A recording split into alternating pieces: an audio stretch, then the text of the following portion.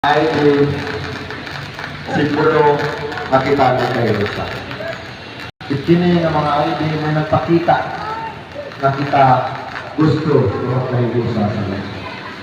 Nga naman, ang tuyo o tumong ng ID para sa kalinaw. Kung diha na pag-iusa may kalinaw. Anong kailangan na? Anong nga may kalinaw pinaagi sa akin?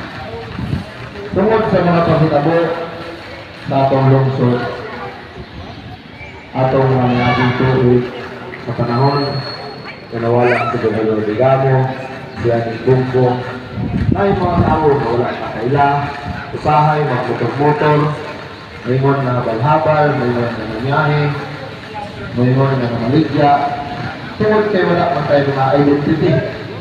Nasa nakasayper na manabal, sayper sa silikot, sayper na sulisit. So tungod ana, nawanaan, Mr. Edwin, kailangan ka identity. Dito sa atua, isang kaila patastanan.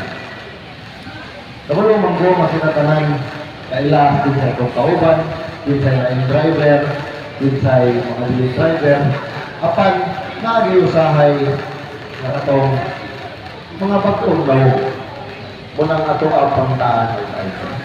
Mao man siya yung pinakadali. Mao yung pinakasayon na mapamutaan na nato kung wala kay ID sa ito pa dilit ka membro maglabi na baso dilit din sa gatua. Tungod sa security measures na maulong sa rason among nakati na biusa kung mao po'y isa sa rason na nung kami nakikilusan. Kaya gusto nato na mabalik o mapadayon ang kalinaw sa atong lungsod. Kita man ba nang naapektuhan na itong panahon na nawala si Gobernador Digamo tungod na naguba ang kalinaw sa atong lungsod, nawala ang peace and order sa atong lungsod. Napiktaran ang ato ang panginabuhian. Ano man, wala kay tao ng ganahang magawas, wala kay mabisita sa ato ang lungsod.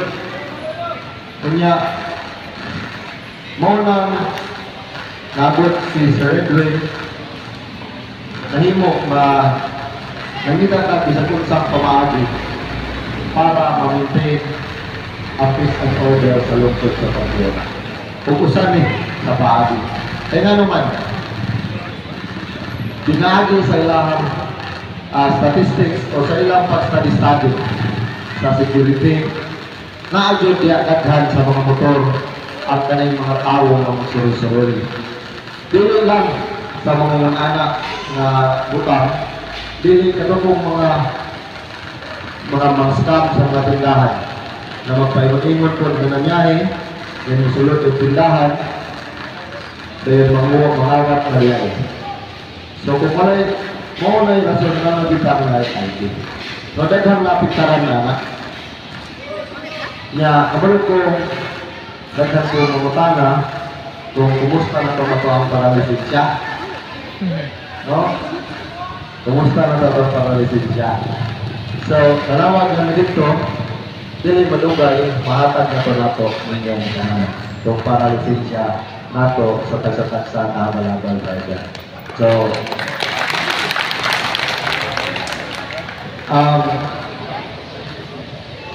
usag ito sa pagkipaling kamutan dahil importante man ang mga lisensya sa mga drivers nato.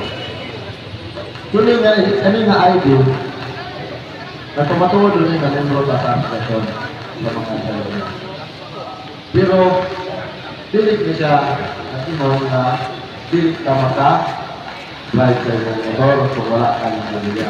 Only lang, kung meron naman yung presidente na hindi makabiyahe na wala ng ID, dilit review. Kung mo ay pangitaan. No?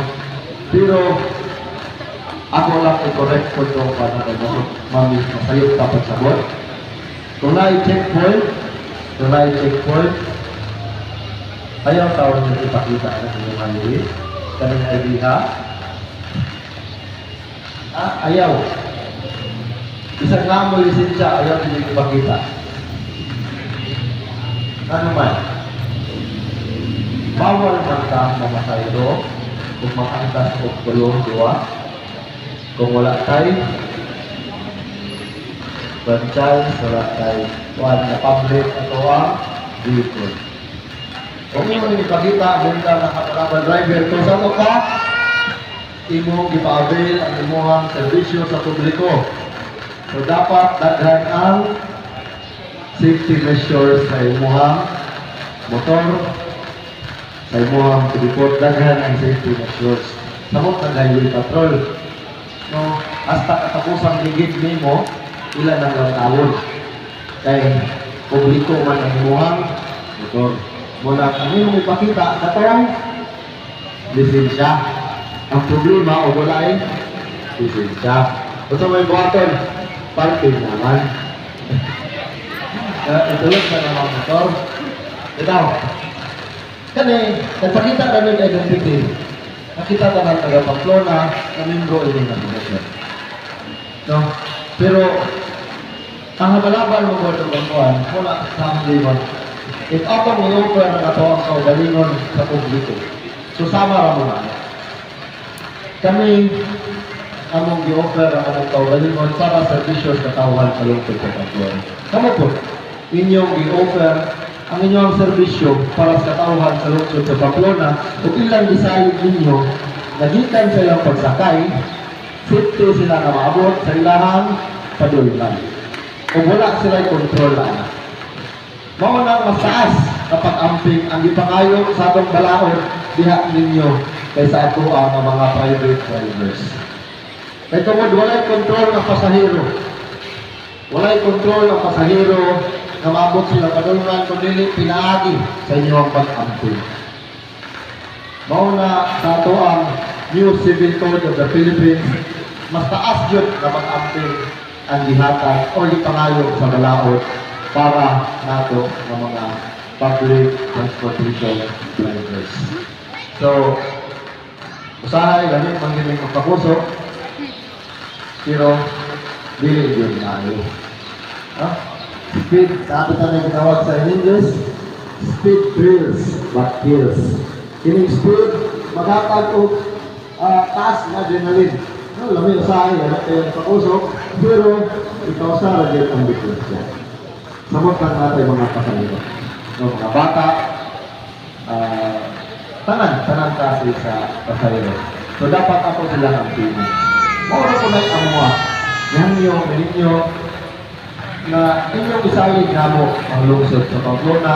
Kaya sunod po sa tulong ko kami man po, muli ng taga-dilayon na magdumala sa lungsod.